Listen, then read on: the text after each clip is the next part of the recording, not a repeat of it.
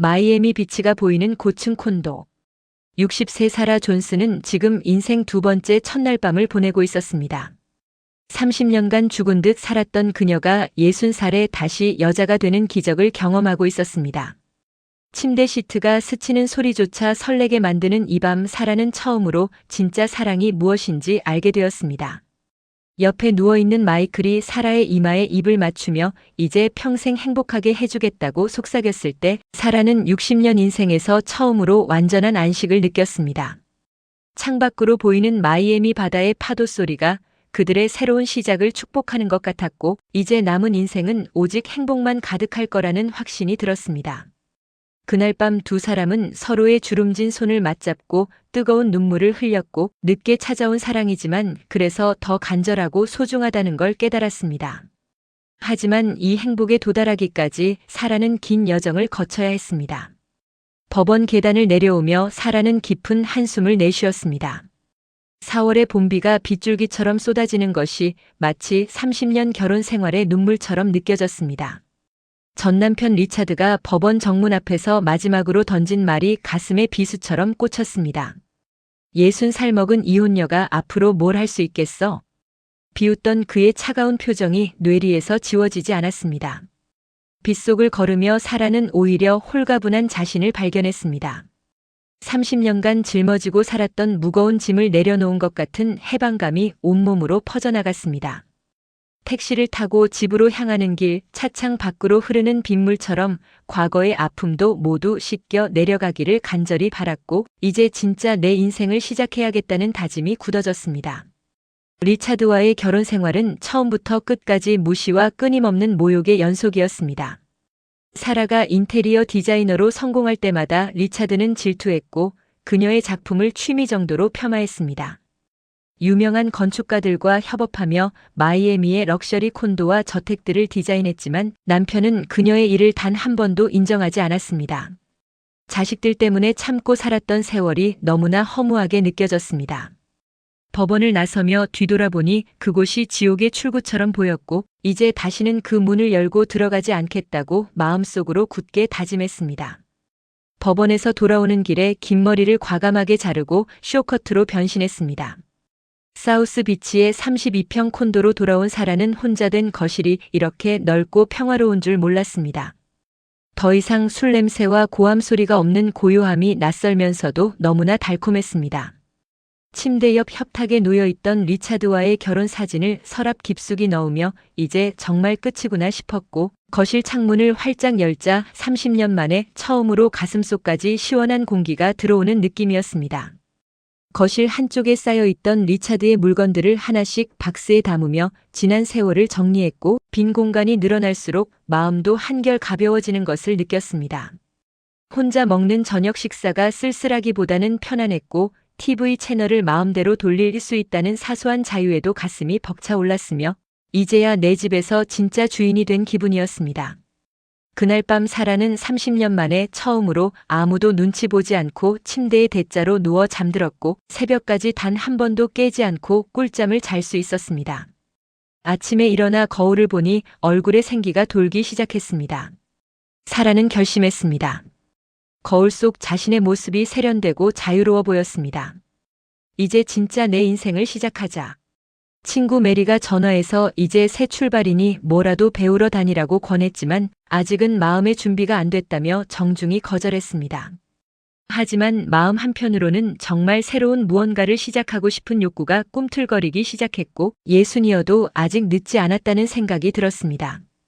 거실 소파에 앉아 창밖을 바라보며 앞으로 어떻게 살아야 할지 생각했고 이제는 나를 위한 삶을 살겠다고 다짐했습니다.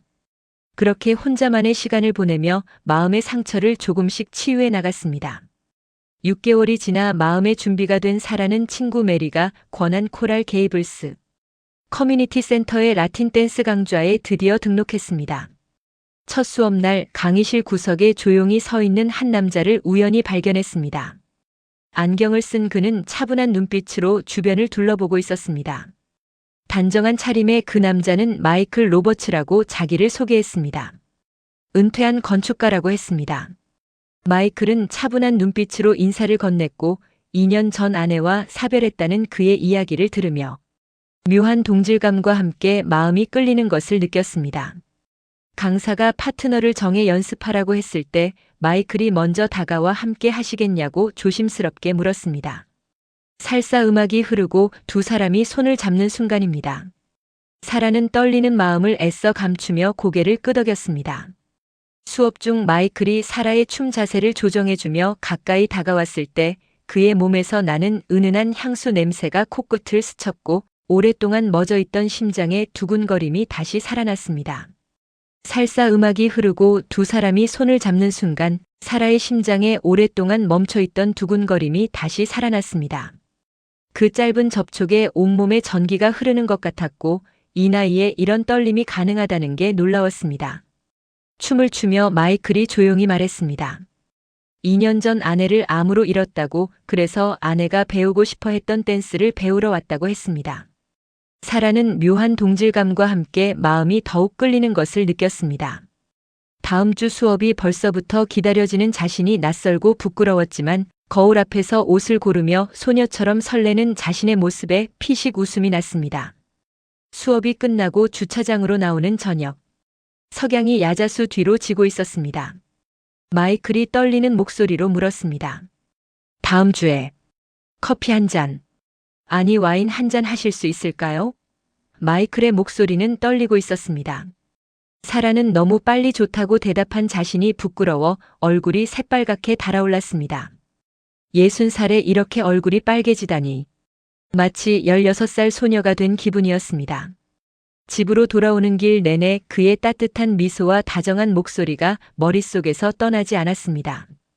휴대폰을 수십 번 확인하며 그의 연락을 애타게 기다렸습니다. 그날 밤 마이클에게서 잘 들어가셨냐는 안부 문자가 왔고 사라는 가슴이 터질 것 같은 기쁨의 베개를 꼭 안으며 행복한 비명을 질렀습니다. 사라는 거울 앞에서 소녀처럼 설레는 자신의 모습에 피식 웃음이 났습니다. 60살에 이런 감정을 느끼다니. 믿기지 않았습니다. 하지만 그것이 잘못된 일이라고 생각되지 않았습니다. 이 나이에 이런 설렘을 다시 느낄 수 있다는 것만으로도 감사했고 살아있다는 것이 이렇게 좋은 거였구나 싶었습니다. 다음 주 토요일 사라는 와인우드 월스 아트 디스트릭트에서 마이클을 만났습니다. 마이클은 자신이 설계한 마이애미 스카이라인의 건물들을 하나씩 가리키며 설명했습니다. 사라도 자신의 30년 인테리어 디자이너 커리어에 대해 이야기했습니다. 럭셔리 콘도와 저택들을 디자인했지만 남편은 그녀의 일을 취미 정도로만 여겼다고 솔직하게 말했습니다. 마이클이 말했습니다. 당신은 정말 대단한 분이에요. 그 말에 진심이 담겨 있었습니다. 30년 만에 처음으로 여자로서 존중받는 기분이 들었습니다. 와인바에서 카베르네를 마시며 석양이 지는 비스케인 베이를 바라봤습니다.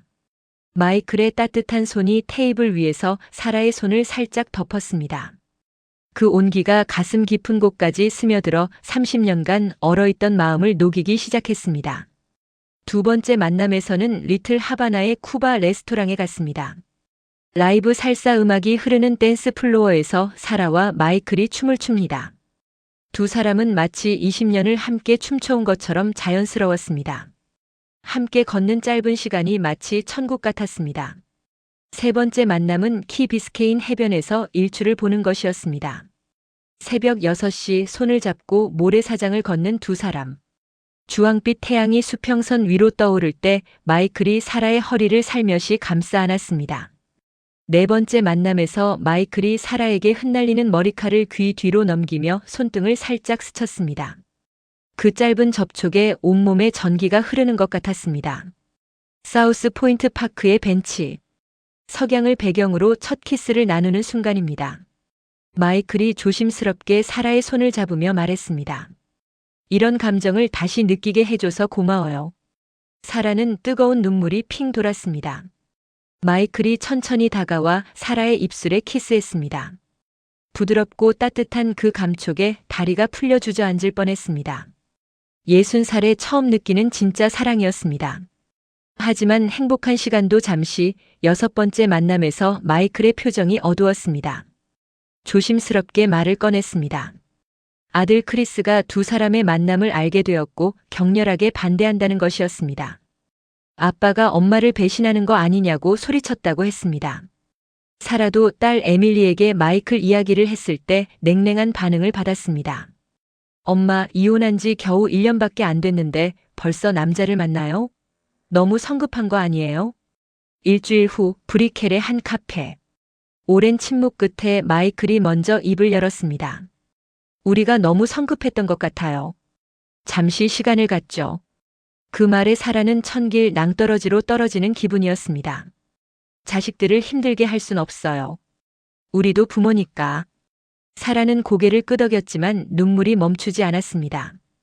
테이블 아래에서 꼭 잡았던 두 손을 놓는 순간 마이클이 마지막으로 속삭였습니다.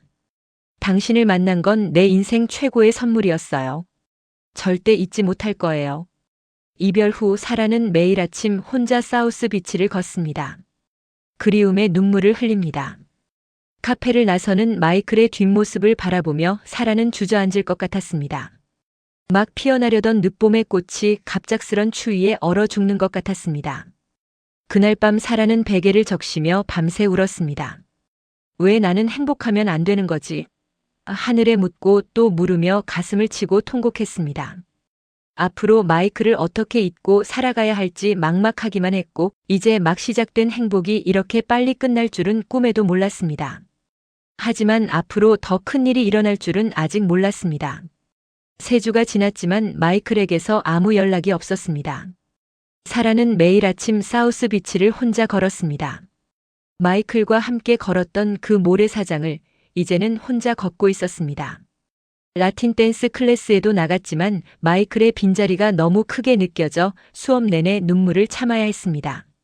집에 돌아와 마이클이 좋아했던 카베르네 와인을 혼자 마시며 그를 생각했습니다. 휴대폰을 수백 번 들었다 놓기를 반복했습니다. 그에게 보내지 못한 메시지만 수십 개가 쌓였지만 결국 하나도 보내지 못했습니다. 이 나이에 무슨 상사병이냐고 스스로를 다그쳐도 가슴속 깊은 곳의 그리움은 더욱 타올랐습니다. 새벽 3시에 잠에서 깨어 그를 생각하며 뜨거운 눈물을 흘리는 날이 계속되었습니다. 이대로 그리움에 시들어 죽을 것만 같은 절망감에 빠졌습니다. 어느 날 오후 딸 에밀리가 올랜도에서 찾아왔습니다. 거실 소파에 나란히 앉아 사라는 처음으로 솔직한 마음을 털어놓습니다. 에밀리는 수척해진 엄마의 얼굴을 보고 깜짝 놀랐습니다. 사라는 말했습니다. 30년 동안 한 번도 사랑받는다고 느낀 적 없었어. 내 아빠는 내 꿈을 비웃었고 매일 무시했어. 마이클은 처음으로 날 있는 그대로 존중해준 사람이야. 에밀리는 엄마를 꼭 안아주며 말했습니다. 몰랐어요, 엄마. 아빠가 엄마를 그렇게 대했는지 정말 몰랐어요. 미안해요. 사실 어렸을 때부터 엄마가 행복하지 않은 걸 알았지만 모른 척했다고 고백했습니다. 에밀리가 엄마 손을 꼭 잡으며 말했습니다. 엄마도 행복할 자격이 있어요. 마이클한테 다시 연락해봐요. 그날 밤 11시 휴대폰이 울렸습니다. 마이클이었습니다. 사라는 침대에 앉아 휴대폰을 귀에 대고 눈물을 흘립니다. 떨리는 목소리로 그가 말했습니다. 사라, 더는 못 참겠어요. 당신 없이는 못 살겠어요. 마이클은 계속 말했습니다. 아들이 뭐라 하든 상관없어요.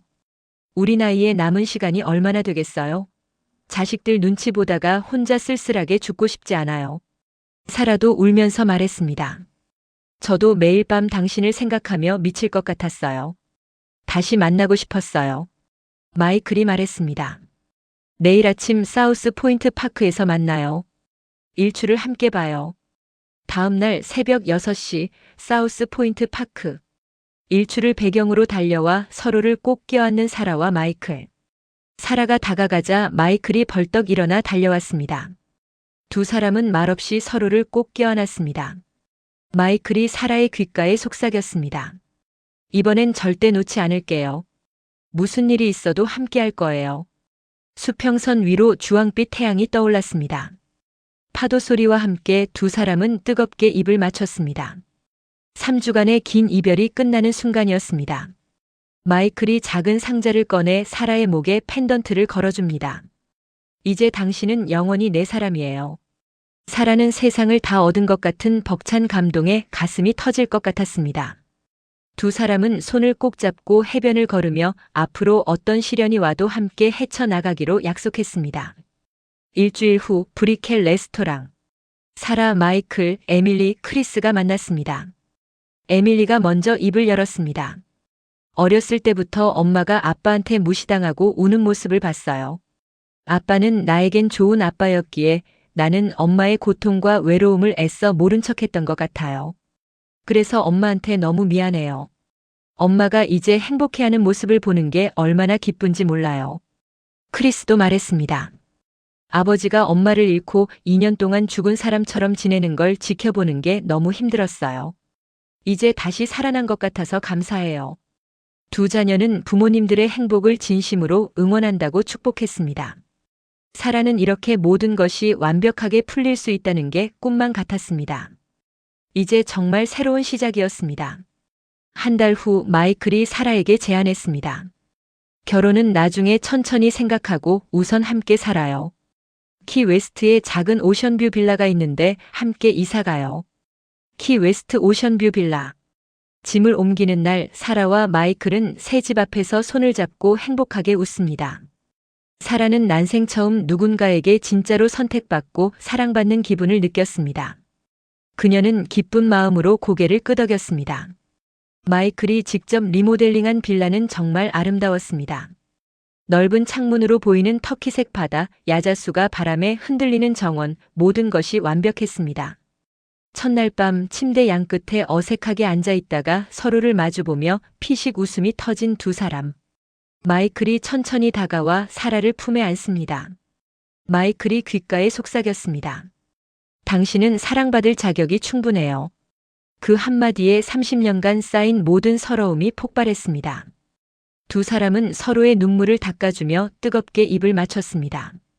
마이클이 사라의 볼을 어루만지며 이제 평생 행복하게 해주겠다고 약속했습니다.